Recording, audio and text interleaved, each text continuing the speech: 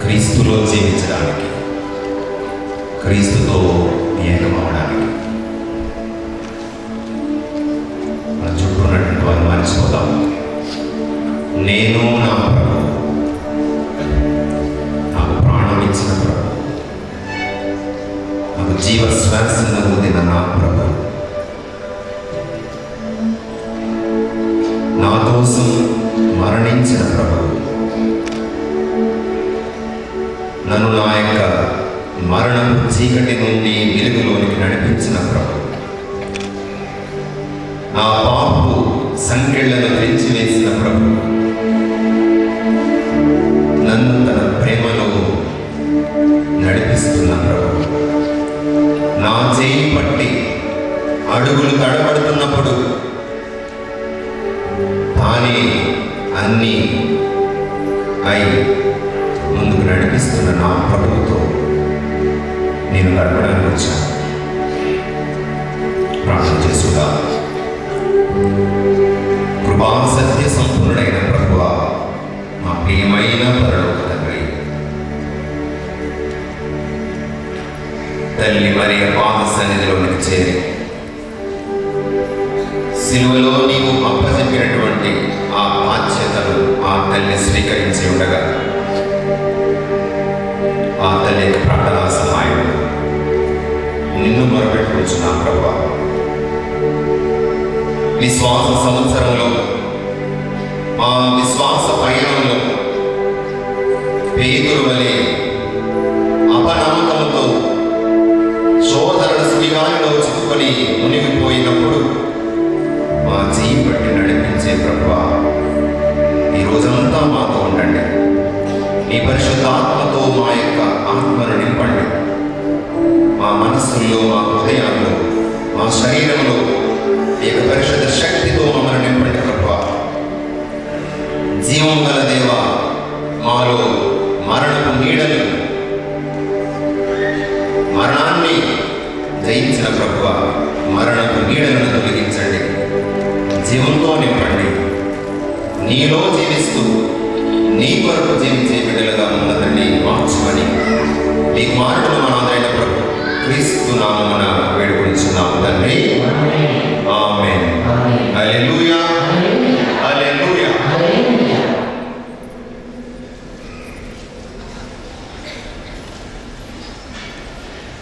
ఈరోజు చాలా శుభకరమైనటువంటి దినం.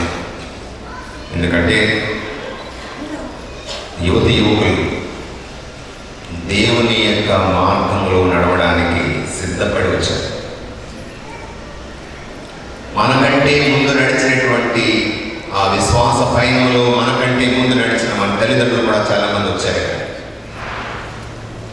కాబట్టి ఇది శుభదినం, పుణ్యదినం. ఈ సందర్భంగా ప్రత్యేకించి యువతి యువకులు దృష్టిలో పెట్టుకొని కొన్ని విషయాలు చెప్పాలని ఇక్కడికి వచ్చాను. అది అందరికీ ఉపయోగపడుతుంది. పరిశుద్ధ గ్రంథం నుండి ఒక చక్కని సన్నివేశాన్ని మనం తీసుకొని ధ్యానంలోకి ప్రవేశిద్దాం. బైబిల్ ఉన్నటువంటి వారు తెరవండి. మత్తయి సువార్త 19వ అధ్యాయం 16వ వచనం నుండి చదువుతాను. నేను చదువుతాను. మంచిదే, చదవడం మంచిదే, కానీ నేను చదువుతాను. అంతటా ఒక యువకుడు యేసును సమీపించి, బోధకుడా, నిత్య జీవము పొందుటకు నేను చేయవలసిన మంచి పని ఏమి అని ప్రశ్నించాను. మంచిని గురించి నేల ప్రశ్నించేదము, మంచివాడు ఒకడే. నిత్య జీవము పొందగోరనిచో దైవాజ్ఞలను ఆచరింపుము అని యేసు సమాధానం ఇచ్చాడు. ఆ దైవాజ్ఞలు ఏమి అని ఆ యువకుడు తిరిగి ప్రశ్నించాడు. అందుకు యేసు, నరహత్య చేయకుము, వ్యభిచరింపకము, దొంగిలింపకము, అబద్ధ సాక్ష్యములు పలుకకము, తల్లిదండ్రులను గౌరవింపము, నిన్ను నీవు ప్రేమించుకున్నట్లే నీ పొరుగు వారిని నీవు ప్రేమింపుము అని. అంతటా ఆ యువకుడు యేసుతో, ఇవన్నీ ఆచరించుంటే నేను ఇంకేమి చేయవలేను అని అడిగాను. నీవు పరిపూర్ణుడు కాగోరినచో వెళ్ళి నీ ఆస్తిని అమ్మి బీదలకు దానం చేయుము, అప్పుడు పరలోకమందు నీకు ధనము కలుగును. నీవు వచ్చి నన్ను అనుసరింపుము అని ఆయన సమాధానం ఇచ్చాను. ఆ యువకుడు అధిక సంపద గలవాడు వచ్చి ఈ మాట విని బాధతో వెళ్ళిపోయాను. ఇది క్రీస్తు సువిశేషము. సువిశేష బోధన ద్వారా మన పాపము క్షమించబడును గాక.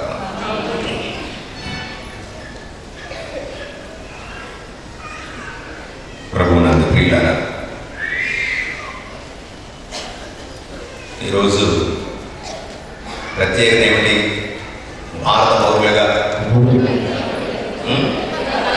రిపబ్లిక్ డే అంటే సంపూర్ణ స్వాతంత్ర్యం, స్వేచ్ఛ, ఫ్రీడమ్. అందరూ చాలా సంతోషంగా ఉన్నారు. ఉదయం మా డిఈడి కళాశాలలో, Saint Mary's city and BEd కళాశాలలో జాతీయ పతాకాన్ని ఆవిష్కరించి ఆ కార్యక్రమం ముగించుకున్న తర్వాత టైం అయిపోతుందని హరిబరిగా వస్తూ, అప్పటికే బండి రిజర్వ్లో ఉంది. ఈ కొండ ఎక్కేటప్పటికి మధ్యలో ఆగిపోయింది. అప్పుడు కిందకి వెళ్ళిపోతుంది పైకి. పెట్రోల్ బరువైన బండి మధ్యలో అయిపోతుంది. అలా ఇంకొంచెం జాగ్రత్త పడి పెట్రోల్ బంక్ దగ్గరికి వెళ్ళాడు. అక్కడ పెట్రోల్ ఫిల్ చేసే అమ్మాయి నన్ను చూసి ఏమనుకుందో కానీ, సార్ మీరు జ్యోతిష్కుడు చెప్తారా?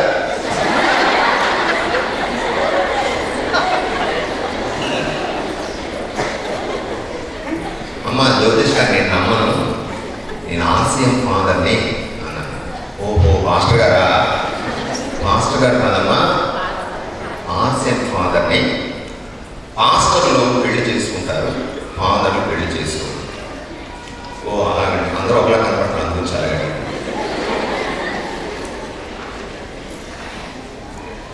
దానిలో ఈ విషయం నాకు సీరియస్గా నా మనసు తట్టింది.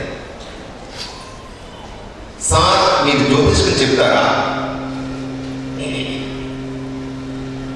ఒకసారి ఒక అమ్మాయి బ్యాచ్లో ఒక విచారణలో ఫాదర్ గారికి వచ్చింది. ఫాదర్ గారండి, నేను చచ్చిపోవడానికి ప్లాన్ చేస్తున్నానండి, సీరియస్లీ. మా అక్క చనిపోయిందండి. ఎందుకు? ఎవరో జ్యోతిష్కుడు చెప్పాడు, ఇదిగో నీకు కాండం ఉంది, నీవు ఒక నెల రోజులు చచ్చిపోతావా. కాబట్టి ఆ తలంపే ఆవిడ మనసులో ఉంది. చివరికి స్ట్రెస్తో, టెన్షన్తో, ఫ్రస్ట్రేషన్తో షీ కమిటెడ్ సూసైడ్. ఆ తర్వాత వాళ్ళ చెల్లి కూడా, ఇదిగో మా అక్క చనిపోయిందండి, ఎవరో చెప్పారండి, అది కరెక్టేనండి, నాకు కూడా నెక్స్ట్ నాదేనండి ఛాన్స్.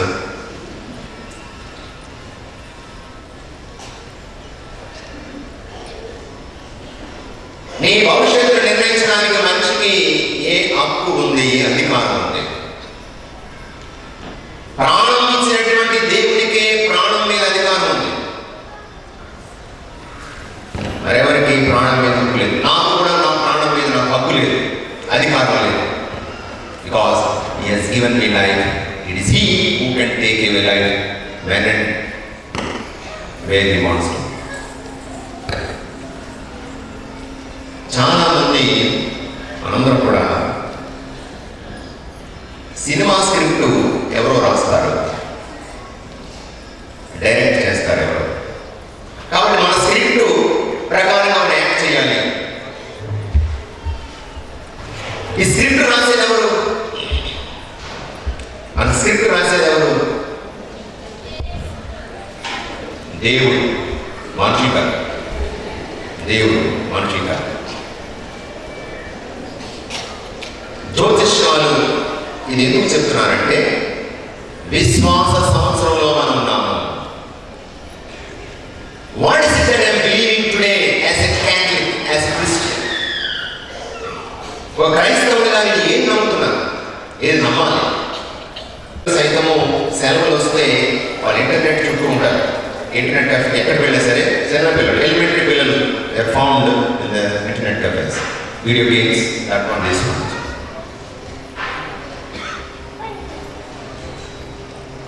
కాబట్టి అన్ని రకాలుగా మనం ఎదుగుతున్నాము. నేను నా విశ్వాసంలో కూడా ఎదుగుతున్నానా? దేవునితో నా యొక్క సంబంధం ఎంత సన్నిహితంగా ఉంది? ఆత్మపరిశీలన చేసుకోవాలి. విశ్వాసం, యువత, faith and youth, the faith of youth, not the faith of youth, not the faith of youth, but faith of youth is what we are discussing today.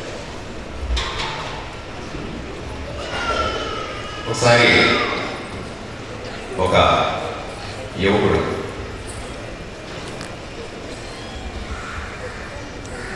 నిరాశతో వెళ్ళిపోతున్నాడు. దానిలో ఎందుకు వెళ్తున్నాడంటే, జీవితం అంతా అయిపోయింది, అంతా శూన్యం అని చనిపోవడానికి వెళ్తున్నాడు. going to commit suicide. దానిలో చివరిగా తన స్నేహితుడు కనిపించి కొన్ని విషయాలు చెప్పి వెళ్ళిపోదాం అనుకున్నాడు. ఏంటో ఎక్కడికి వెళ్తున్నావు? వెళ్ళదు, నేను చనిపోవడానికి వెళ్తున్నాడు. ఎందుకు అంత ఆలోచన చేసుకోవాల్సిన అవసరం వచ్చింది? దేవుడు నాకు అందించాడ. నేను క్లాస్ ఫస్ట్, నాకు తెలుసు. నేను నా జ్ఞానంతో ఈరోజు గొప్ప కంప్యూటర్ ఇంజనీర్ అయ్యాను. బోర్డు కాదు, పేరు పలుకుబడి, డబ్బు ఎప్పుడైతే ఎక్కువైందో నాలో విలాసాలు ఎక్కువయ్యాయి. ఇక నా జీవితం పతనం అయిపోయింది. నేను తాగుతాను, మరి నా యొక్క శరీరం కోరికలు తీర్చుకోవడానికి ఎక్కడికెక్కడికో వెళ్ళాను. ఇక మత్తు మందులు తీసుకోవడం ప్రారంభించాను, డ్రగ్స్. సాయంకాలం ఆ టైంకి ఆ డ్రగ్ని నేను తీసుకోకపోతే నేను నిలబడలేను. నేను దేవుడిచ్చినటువంటి ఆ యొక్క ఐశ్వర్యాన్ని, ఆ యొక్క ప్రాణాన్ని, ఈ విలువైన జీవితాన్ని నేను నేలపాటు చేశాను. నేను మనిషిగా కూడా బ్రతకడానికి కాదు. నా తల్లిదండ్రులను నేను ఈరోజు ఖాతరు చేయలేదు. వాళ్ళు ఎక్కడున్నారో తెలియదు, కొట్టి తగిలేశాను. ఎవరు లేరు. నా మీద నాకే విరక్తి పుడుతుంది. నేను ఎందుకు జీవించాలనేటువంటి తలుపుతో ఉన్నాను. ఎందుకురా వెళ్ళి పైనుంచి ఆ సముద్రంలో దూకి చనిపోతాను.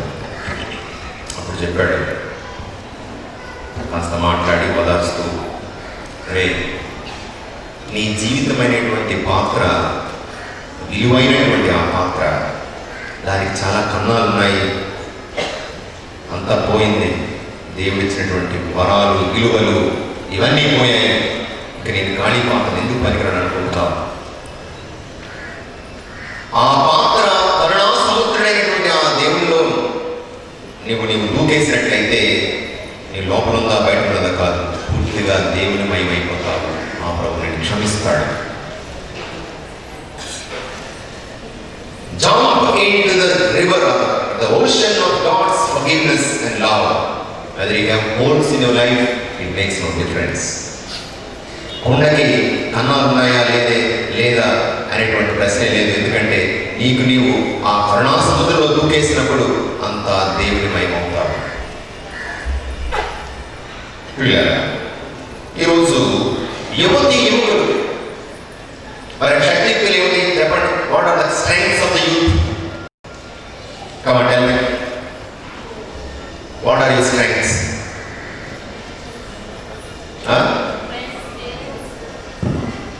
ఫ్రెండ్స్, పేరెంట్స్ తర్వాత, దానికంటే ముందు ఏంటి? ఆరోగ్యం, ఇంకా అందం, ఇంకా లేటెస్ట్ టెక్నాలజీ, నాన్ ఇన్ఫర్మేషన్, ఇంకా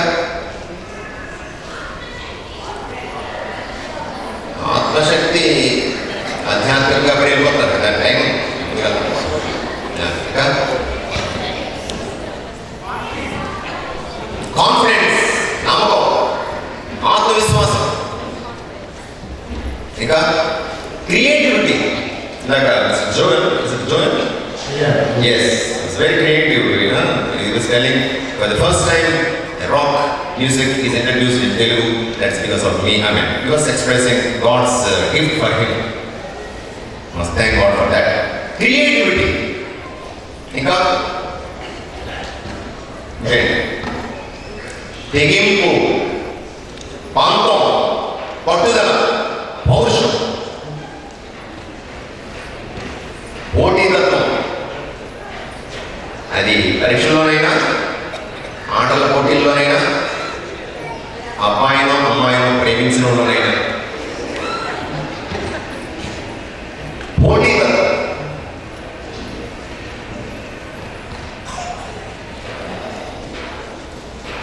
నీకోసం ఎవరెస్ట్ ఎంత ఎత్తైనా ఎక్కేస్తానే నీకోసం, పాసిఫిక్ ఎంత లోతైనా దూకేస్తానే నీకోసం.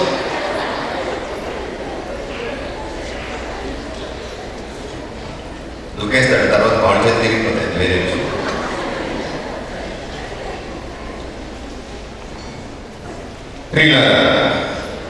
యువతి యువకుల యొక్క శక్తి, బలం.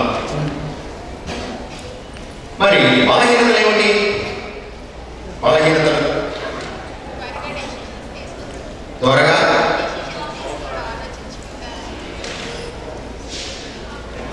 ఆవేశం ఎక్కువ, ఆలోచన తక్కువ, దూకుడు. అని దానికి మరొక మాట, యువ రక్తం ఉవ్వెత్తిన ఎక్స్పడుతుంది. అయితే సున్నితమైన మనస్సులు, మనసు నొచ్చుకుంటే అఘాయిత్యానికి కూడా పాల్పడతాం. స్ట్రెస్, చదువులో స్ట్రెస్, ప్రేమలో స్ట్రెస్, ఉద్యోగంలో స్ట్రెస్.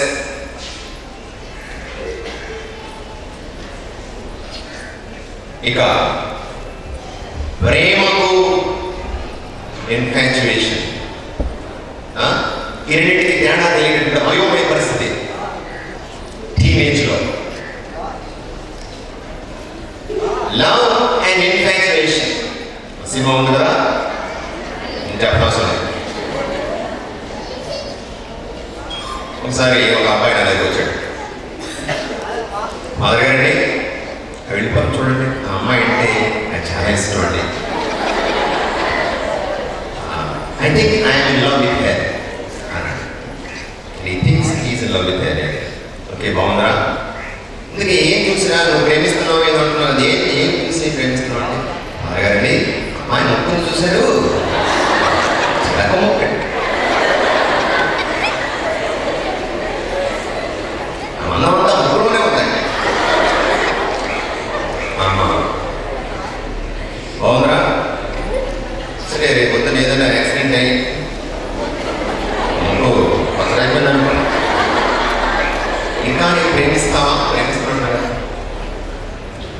మోసంగా ప్రేమిస్తాను, ముగ్గులేకపోతే వాడిది ఎక్కువ ప్రేమ.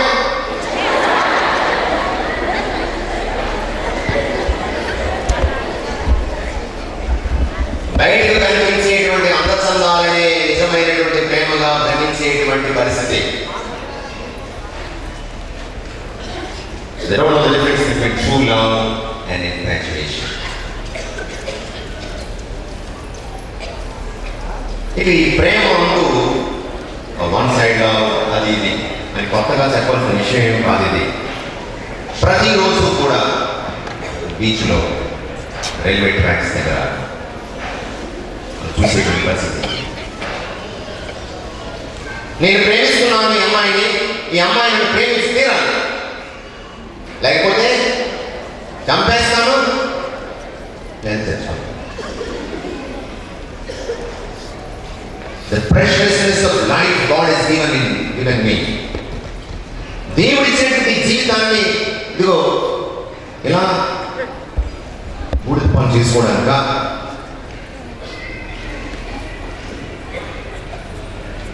ప్రేమ అనగానే కేవలం ఈ అబ్బాయి అమ్మాయి అంటున్నటువంటి ఈ బంధం మాత్రమే అనుకునేటువంటి చాలా మంది ఉన్నారు. ప్రేమ అనేటువంటిది అనంతమైన సత్యం.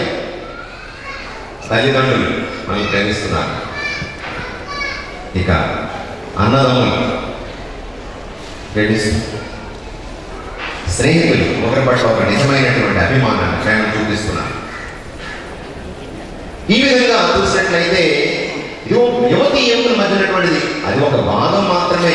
It's not everything, it's a part of it, just a part of it. మరి భార్య భర్తల మధ్య ఉన్నటువంటి ప్రేమ ఈ అన్నిటి ప్రేమల కంటే కొంచెం అతీతమైనటువంటిది, లోతైనటువంటిది. ఎందుకు అంటే శారీరకమైనటువంటి ఐక్యత కూడా అందులో ఉంటుంది. కాబట్టి మరింత గాఢత, సన్నిహితత్వం ఆ ప్రేమలో ఉంటుంది. ఈ విధంగా యువతి యువకులు ఇక బలహీనతలు, బలాలు చూసుకుంటున్నాం. మరి ఇటువంటి పరిస్థితుల్లో మన చుట్టూ ఉన్నటువంటి వాతావరణంలో క్రైస్తవ బిడ్డగా, క్రైస్తవ యువతి యువకునిగా ఏ విధంగా నేను ఎదగలుగుతాం? They are influenced by so many things around us. మరొక అతి బలమైనటువంటి బలహీనత ఏమిటంటే, ఇందాక జోయల్ చెప్పినట్లుగా ఈ ప్రపంచంలో ఇద్దరే ఉన్నారు, టూ కేటగిరీస్ ఆఫ్ పీపుల్. ఎవరు వాళ్ళు? అన్యులు, ధన్యులు అన్నారు. Very good. ఏమిటి అన్యులంటే ఎవరు? ఇక్కడ అన్యులు అన్నటువంటిది ఇక రకరకాలుగా అర్థం చేసుకోవచ్చు. నాస్తికులు, దేవుడు లేడు. ఎందుకు లేడు? పద్ధతి ఏమిటంటే, వాళ్ళకి తత్వం ఏమిటంటే, నేను కళ్ళతో చూసింది, నా చేతితో ముట్టుకున్నది మాత్రమే సత్యము. మెటీరియలిజం. నేను కళ్ళతో చూడలేనటువంటిది, నా చేతితో ముట్టుకోలేనటువంటిది వాస్తవం కాదు. ఆ తర్వాత జీవితం ఉంటుందో లేదో అని తెలియదు. ఇదే జీవితం. Enjoy as much as you can. You don't know what will happen after death. So when you are alive, enjoy to the full.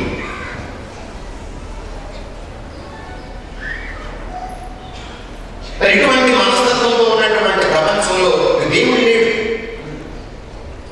దేవుడు ఎవరి గురించి చేయాల్సిన అవసరం లేదు, దేవుడు కూడా నాకు అవసరం లేదు అని ఉన్నాయి. I don't need anybody, I don't need even God.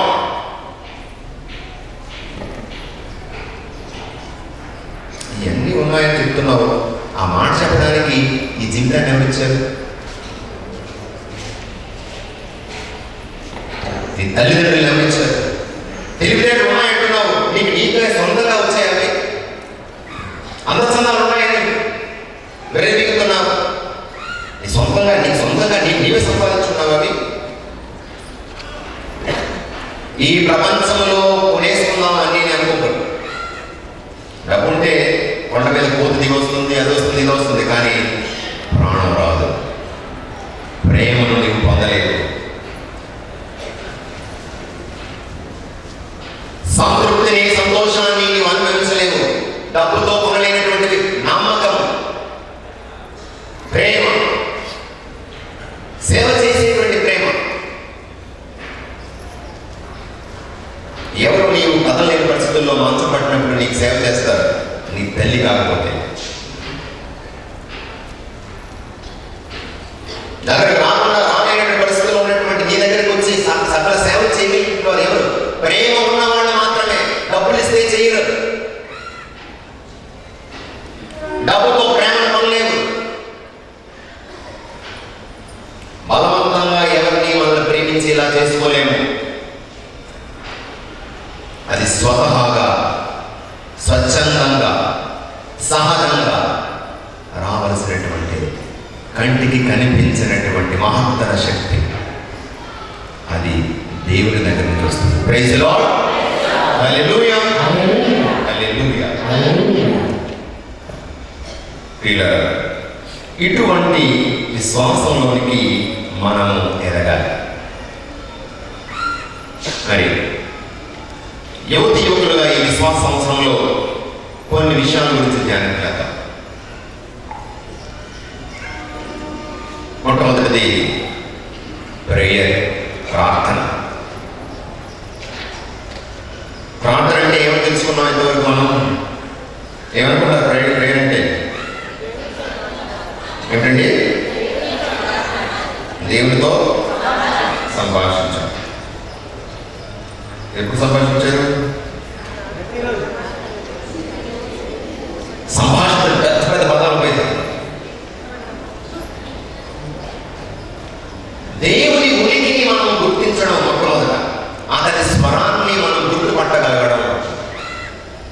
యోహాను సువార్త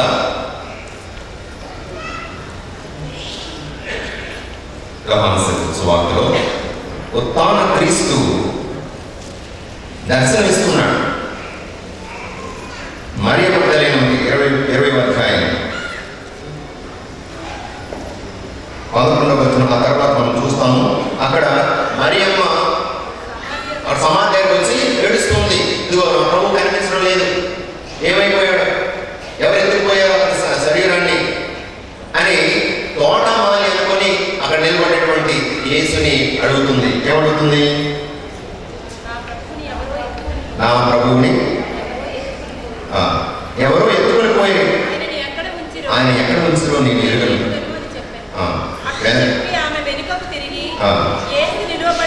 యేసు నిలబడి ఉండటం చూసి ఆమె ఆయన గుర్తింపలేదు.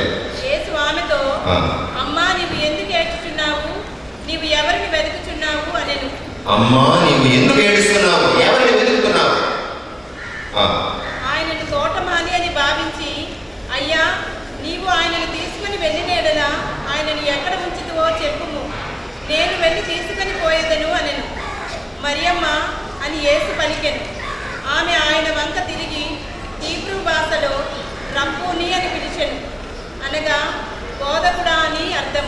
రబ్బూని అని పిలిచాను. అప్పుడు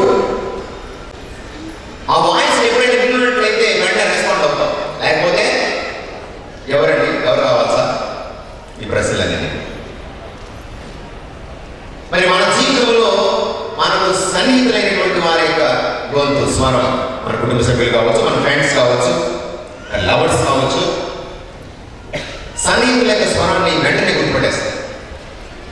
అలాగే నా జీవితంలో ప్రభుని యొక్క స్వరాన్ని నేను గుర్తుపట్టగలుగుతున్నానా? ఆత్మపరిశీలన చేసుకోవాలి. ప్రేయర్ లైఫ్, నా దేవునితో నాకున్నటువంటి సంబంధం, నన్ను నడిపించేటువంటి దేవుడు, నా కోసం మరణించినటువంటి దేవుడితో నాకున్నటువంటి సంబంధం ఏమిటి? అది ప్రార్థన. నా కష్టం వచ్చినప్పుడు, నా సంతోషం కలిగినప్పుడు నేను దేవుడి సన్నిధికి వచ్చి నా మాట పెట్టుకుంటాను, నా యొక్క కష్టాన్ని తెలియజేసుకుంటాను. నాకేమైనా కష్టం వచ్చినప్పుడు ఇదిగో ప్రభువా నాకు శక్తిని ప్రసాదించు అని కన్నీరు కలుస్తాను. నాకు ఏదైనా మంచి కార్యం జరిగినప్పుడు దేవుడు చేసిన పేరుకి వెళ్ళి వందనాలు చెప్పుకుంటాను. ఇది ఒకరోజు జరిగే పని కాదు, నిత్యకాలం సదాకాలం జరగవలసినటువంటి. కాబట్టి నేను ఒక యువకునిగా లేకపోతే క్రైస్తవ బిడ్డగా నేను నా ప్రభువుతో పరిచయం ఉందానా, అతని స్వరాన్ని వింటూ ఉన్నానా? ప్రార్థన అనగానే మనం ఏమనుకుంటాం? వెళ్ళడం, నాకు అది లేదు, ఇది లేదు, ఇవాళ పరీక్ష దగ్గర పడుతున్నాయి, ఫస్ట్ క్లాస్ రావాలి, మరి అదే ఉద్యోగం రావాలి, మరి అంత సరిపోతుందా, మంచి అమ్మాయి కావాలి, అమ్మాయి సరిపోయిందా, ఒక ఇల్లు కట్టుకోవద్దా, అది కావాలి ఇది కావాలని చెప్పడం ప్రార్థన కాదు, అది ఒక భాగం మాట. మన ప్రార్థనలు ఎలా ఉంటాయి? ఎప్పుడు డిమాండ్స్ లాగా ఉంటాయి. అది లిస్ట్ తయారు చేసి ఇదిగో నీ దగ్గర పెడుతున్నాం, ఆ తర్వాత ఏం చేస్తావు నీ ఇష్టం, నాకేం తెలియదు, ఏం చేసుకుంటావో మరి, నమ్ముతున్నాను మరి, నేను నమ్మినందుకు చేయాలి, అది నేర్చుకున్న తర్వాత. Prayer is not a list of demands that you place at the feet of God. ప్రార్థన అనగానే ఒక డిమాండ్స్ లిస్టు ఒకటి పెట్టడం కాదు. యేసు ప్రభువు చెప్పినట్లుగా, తండ్రి నీ చిత్తమైతే ఈ పాత్రను నా నుండి తొలగించు, నా ఇష్టం కాదు నీ చిత్తమే జరగాలి. దేవుని యొక్క చిత్తానికి విడిచిపెట్టడం ప్రార్థన. దేవుని యొక్క చిత్తానికి విడిచిపెట్టడమే ప్రార్థన. విశ్వాసంతో కూడినటువంటి ప్రార్థన. విశ్వాసం గురించి మనం మాట్లాడుకుంటుండగా హెబ్రీయులకు రాయబడినటువంటి లేఖ 11వ అధ్యాయం 1-3. విశ్వసించుటయన మనము నిరీక్షించు విషయములందు నిస్సందేహముగా ఉండుట, మనము చూడజాలని విషయములను గురించి నిశ్చయముగా ఉండుట. పూర్వపు మనుషులు తమ విశ్వాసము చేతనే దేవుని ఆమోదమును పొందిరి. కంటికి కనిపించని వారి నుండి కంటికి కనిపించినట్లుగా దేవుని వాక్కు చేత ప్రపంచం సృజింపబడినదని విశ్వాసం వలన మనకు అర్థమవుతున్నది. నాస్తికులు చెప్తూ ఉంటారు ఆ దేవుడు లేడు, కనిపించినటువంటి వాడు దేవుడు కాదు, కనిపించేవే వాస్తవం. వాళ్ళకి సమాధానం ఇది. విశ్వాసం అంటే కంటికి కనిపించేవి కూడా నాయన నమ్మడం, అది విశ్వాసం వల్ల జరుగుతుంది. Total surrender in the hands of God. మనల్ని మనం సంపూర్ణంగా దేవుని చేతిలో వదిలిపెట్టాడు. Leaving into the dark అంటారు, చీకటిలో దూకేయడం నమ్మకం, విశ్వాసం అంటే. ఎందుకంటే నా జీవితం గురించి నాకంటే దేవుడికే ఎక్కువ శ్రద్ధ ఉంది, నాకంటే ఎక్కువగా దేవుడే నన్ను చూసుకుంటాడు, అతను నాకంటే బాగా తెలుసు. కాబట్టి అతనిని నేను నమ్ముకుంటాను, అతని చేతిలో నన్ను నేను సమర్పించుకుంటాను. నా జీవితాన్ని, నా భవిష్యత్తును, నా కుటుంబాన్ని, నా సమస్యలను, నా కష్టాన్ని ఆ ప్రభుని హస్తాలను సమర్పించుకుంటాను. అది సంపూర్ణమైన విశ్వాసం. అబ్రహాం దేవుని స్వరాన్ని విని నడిచాడు. మోషే నదివాడిని ఎన్నిసార్లు దేవుడి సన్నిధిలో చెప్పిన ఒప్పుకోలే దేవుడు, నేను నేను నడిపిస్తానన్నాడు. ఇర్మియా బాలులను నేనేం చేయగలను అన్నాడు, నేనే నీ శక్తినిచ్చి నడిపిస్తాను అన్నాడు. ఇలా తాను ఎందుకు నమ్మకమైనటువంటి వారిని, ఇదిగో ఆ ప్రభుని ఎందుకు నమ్మకంతో ప్రార్థన చేసినటువంటి వారిని బలపరిచాడు. ఈరోజు యువకులుగా నేను ఎవరితో నా కష్టాన్ని నేను పంచుకుంటున్నాను, క్రీస్తుతో నేను వ్యక్తిగతంగా ప్రార్థన చేసుకున్నాను. ఆత్మపరిశీలన చేసుకుందాం. ప్రార్థనలో ఎంతమంది పడుతున్నాం. ఇక రెండవది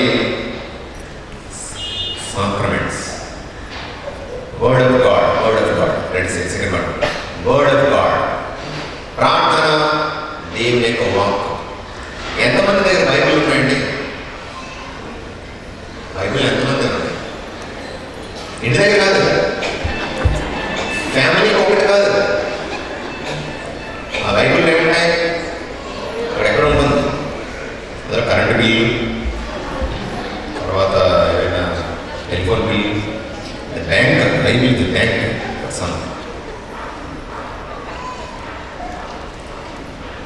Do you have a personal copy of the Bible? నీకు వ్యక్తిగతంగా నీకంటూ ఒక బైబిల్ ఉందా?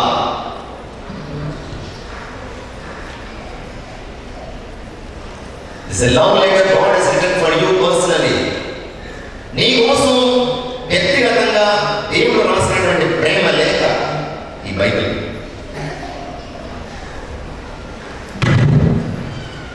ఇయర్ ఆఫ్ ఫెయిత్ లో మనం చేయవలసినటువంటి మరో ముఖ్యమైనటువంటి పని, ఒక బైబిల్ కొనండి.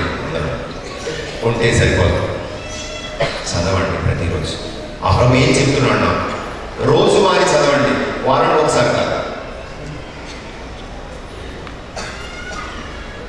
ప్రొటెస్టెంట్ సహోదరులు చూడండి, కంపల్సరీగా వాళ్ళు బైబిల్ చేతులు ప్రాంతానికి వెళ్ళినప్పుడు కానీ ఎప్పుడు ఎక్కడికి వెళ్ళినా వాళ్ళు సాధారణంగా బైబిల్ చేతులు పట్టుకొని వెళ్తారు. It is a pride to have the Bible, word of God in my hand.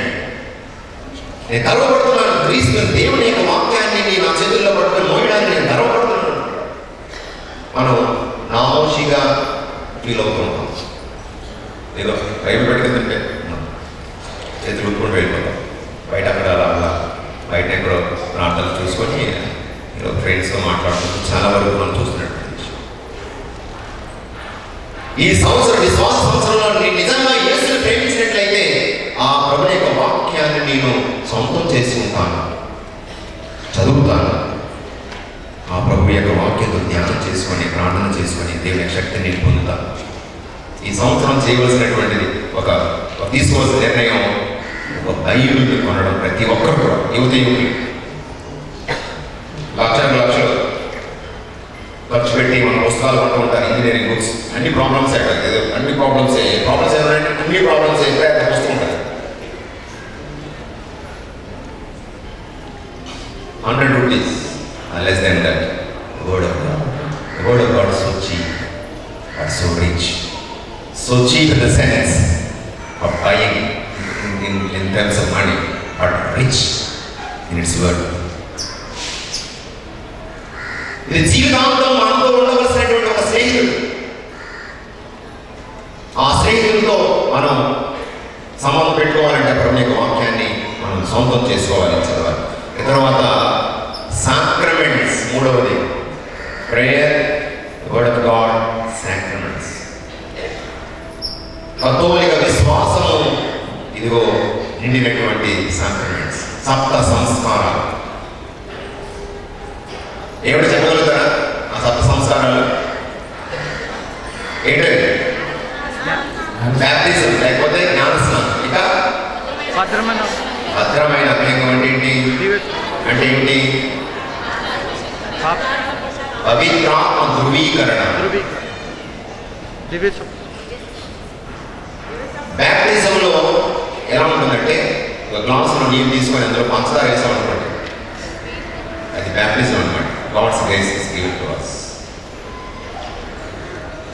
భద్రమైన అభిషేకం అంటే ఏంటి? Confirmation, stirring the sugar that is at the bottom of the glass and make the whole glass of water sweet. అంటే ఏమిటి? జ్ఞానస్నానంలో దేవుని యొక్క వరాలు పంచదారలాగా మన గ్లాసులో నీటిలో వేసినట్లయితే, భద్రమైన అభిషేకం ద్వారా దాన్ని ఏంటంటే దాన్ని కలపడం, బాగా కలిపి ఇదిగో పూర్తిగా తీయగా చేయడం, అదే జరుగుతుంది. పరిశుద్ధాత్మ సర్వేశ్వరంలో ఉన్న విశ్వాసాన్ని బలోపేతం చేస్తాడు, చైతన్యవంతం చేస్తాడు. అదే మనం కన్ఫర్మేషన్లో మనం స్వీకరించేటువంటి ఆత్మ వరాలు. తర్వాత దివ్య సత్ప్రసాదము. ఈ ఆత్మలో ద్రాక్షరసంలో యేసు ప్రభువే తన శరీర రక్తాలుగా మార్చి నాలోనికి వస్తున్నాడనేటువంటి విశ్వాసం, ఆత్మీయ భోజనము, దేవునితో ఐక్యం అవ్వడం. ఇంకా పాప సంకీర్తనము. వీరికి కలిగిన హృదయాన్ని అనాదరం చేయు నా ప్రభు, నా తప్పిదాన్ని నేను గుర్తించి ప్రభుని సన్నిధిలో ఒప్పుకొని కన్నీరు కార్చి పశ్చాత్తాపడితే ఆ ప్రభు కరుణామయుడు తప్పక క్షమిస్తాడు అనే నమ్మకం. ఇంకా అవస్థ ప్రేమ, జ్ఞాన వివాహం. వివాహం తప్ప విధాన్ని చెప్పారు. వివాహం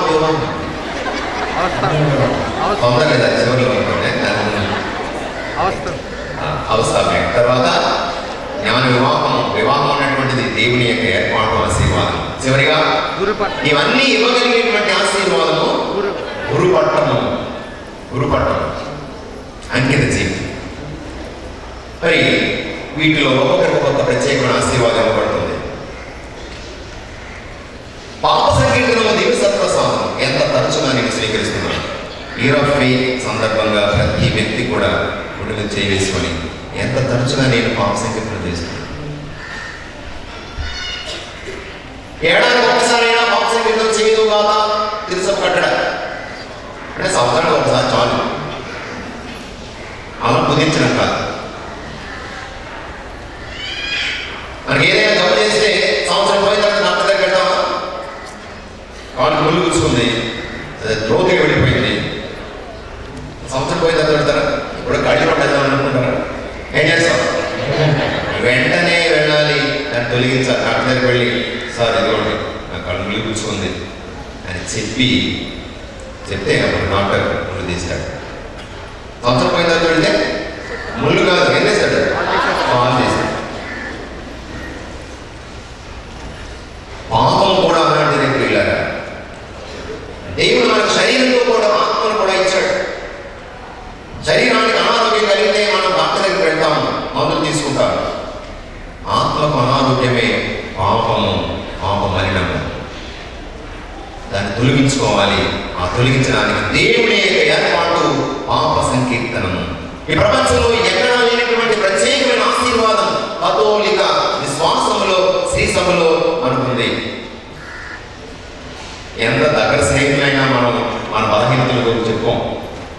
తల్లిదండ్రులు కూడా కొన్ని చెప్తాం, కొన్ని దాచేస్తాం. భార్యాభర్తలు కూడా కొన్ని విషయాలు చెప్తే కొన్ని దాచేస్తారు. ఎంత గొప్ప వ్యక్తి ముందు కూడా మన యొక్క బలహీనతలు బయట పెట్టుకోం. పూర్తిగా కేవలం పాప సంకీర్తన దగ్గర, గురువు దగ్గర పూర్తిగా తెలియచేయండి. సమ్యక్ ప్లస్ గ్రూత్ అంటే సంకీర్తన అంటే పూర్తిగా చెప్పడం, సగం చెప్పడం కాదు. యేసు ప్రభువే ఈ గురువు స్థానంలో ఉంటూ నా పాపాన్ని క్షమిస్తున్నాడని సంపూర్ణమైన నమ్మకం. ఇది ఈ రోజు వచ్చింది కాదు, 2000 సంవత్సరాలుగా మన కథోలిక విశ్వాసంలో ఉంది. అమ్మో ఫాదర్ గారు నేను చెప్తే తర్వాత మరి ఆ దృష్టితో చూస్తారేటో అనుమానం. శ్రీ సభ చరిత్రలో 2000 సంవత్సరాలు పైబడి ఉన్నటువంటి శ్రీ సభ చరిత్రలో ఏ ఒక్కరోజు కూడా ఏ బాప్సంగీతంలో చెప్పబడినటువంటి విషయం కూడా ఏ గురువు కూడా ఇంతవరకు బయటపెట్టినటువంటి దాఖలాలు లేవు. పొరపాటున జరిగినట్లయితే దానికి ఆ గురువు బాధ్యుడు నరక ప్రాప్తుడవుతాడు. అది క్రైస్తవ కథోలిక విశ్వాసం యొక్క పాప సంకీర్తన గొప్పతనం. ఈరోజు లక్షల కోట్ల పాప సంకీర్తనలు జరుగుతున్నాయి ప్రపంచమంతటా, కానీ ఏ ఒక్కటి కూడా బయట పెట్టినటువంటి ఆధారాలు లేవు. ఎందుకు? అది విశ్వాసం. దేవుడితో నా పాపాలు చెప్పుకుంటున్నాను, దేవుడే గురువు ద్వారా నా పాపాలు క్షమిస్తున్నాడు. అయితే నేను ఎంత తరచుగా ఈ పాప సంకీర్తన చేస్తున్నాను, ఈ ఆశీర్వాదాన్ని పొందుతున్నాను, ఈ స్వస్థతను నేను పొందుతున్నాను. ఆత్మపరిశీలన చేసుకోవాలి పిల్లలు.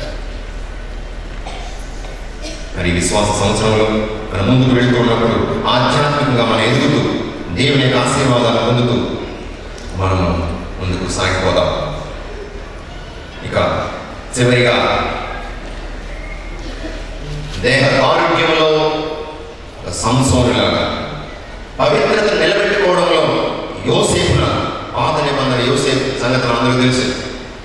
ఏం జరిగింది? పోతీఫర్ భార్య ఇదిగో అతనిని వలచింది, ఒక కన్ను వేసింది, అతనికి అన్నానికి ముద్దురాలైపోయింది. ఎలాగైనా పాపం చేయాలని నిర్ణయం చేసుకుంది. పక్కనైన సమయం చూసింది, చేయి పట్టుకుంది. ఆమె అమ్మా ఇది న్యాయమా? ఇది దేవునికి ద్రోహం కాదా? ఇది దైవ ద్రోహం కాదా అన్న మాట వేశాడు. యువతి యువకులు ఇప్పుడు ఏ పరిస్థితుల్లో ఉన్నారు? ఎవరు చూడలేదే, మన తరగతి మీద ఉన్నాము అన్నదాకా ఏం చేసినా పర్వాలేదు, ఎందుకంటే ఆమె యజమానురాలు. అమ్మా ఇది దైవ ద్రోహం కాదా? నా యజమాని సంపూర్ణ నమ్మకంతో నన్ను విడిచిపెట్టాడు, ఇక్కడ అన్ని చూసుకోమన్నాడు. దైవ ద్రోహం కాదా? స్వామి ద్రోహం కాదా? అక్కడ పారిపోయాడు. అక్కడ అవి వస్త్రాన్ని పట్టుకుంది, అది విడిచిపెట్టి పారిపోయాడు తప్ప లొంగిపోలేదు. మరి ఈరోజు యువత యువకులకి ఎన్నో అవకాశాలు పాపం చేయడానికి. ఇంటర్నెట్ తీస్తే, పుస్తకాలు తీస్తే, పోర్నోగ్రాఫిక్ బుక్స్, లిటరేచర్, ఫిల్మ్స్, యువత యువకులుగా ఎన్నో అవకాశాలు. కానీ ఒక యోసేపు లాగా మనుషులు చూడకపోయినా దేవుడు చూస్తున్నాడనేటువంటి స్పృహ ఉందా? అటువంటి పరిస్థితి నుండి పారిపోయేటువంటి పరిస్థితి ఆలోచన ఏమైనా ఉందా? లేదా లొంగిపోయే పరిస్థితిలో ఉన్నామా? మరీ గొరెట్టి 11-12 ఏళ్ళ అమ్మాయి పక్కింటి అబ్బాయి కన్ను వేశాడు, ఎలాగైనా పాపం చేయాలని ప్రయత్నం చేశాడు. వాళ్ళ అమ్మని సమయంలో వెళ్ళాడు, చేయి వేశాడు. ఆమె అని చెప్పింది నా. దానికి ప్రతిఘటించి మనసు నొచ్చుకొని ప్రతీకారంగా కత్తితో సుమారు 14-18 సార్లు ఆమె కడుపులో కూర్చేశాడు. ఆ రక్తపు మడుగుల్లో దొరుకుతుంది, కానీ చావనైనా చేస్తాను కానీ పాపం చేయనన్నారు. అటువంటి వారు మనకు ఆదర్శం. పవిత్రత నిలబెట్టుకోవడం అనేటువంటిది ఒక సవాల్. It's a challenge to keep our holiness and purity. వీటైనంత వరకు నేను నా యొక్క పవిత్రతను ఎటువంటి భంగం కలిగించకుండా నేను జీవిస్తాను అని ఈరోజు నువ్వు మాట ఇవ్వగలిగా దేవుని సన్నిధిలో? ఇది ఒక సవాల్. పిల్లలు ఇక మన బిడ్డలు ఒక మరి ఒరెట్టిలాగా, ఒక సుసాన్నాలాగా, విజ్ఞానంలో సొలొమోనులాగా, వివేకంలో దానియేలులా, నాయకత్వంలో మోషేలా, దావీదులా, వినమ్రతలో మరియ తల్లిలా, ప్రేమించడంలో క్రీస్తులా జీవించాలని మనము ప్రత్యేకంగా ఈరోజు ప్రార్థన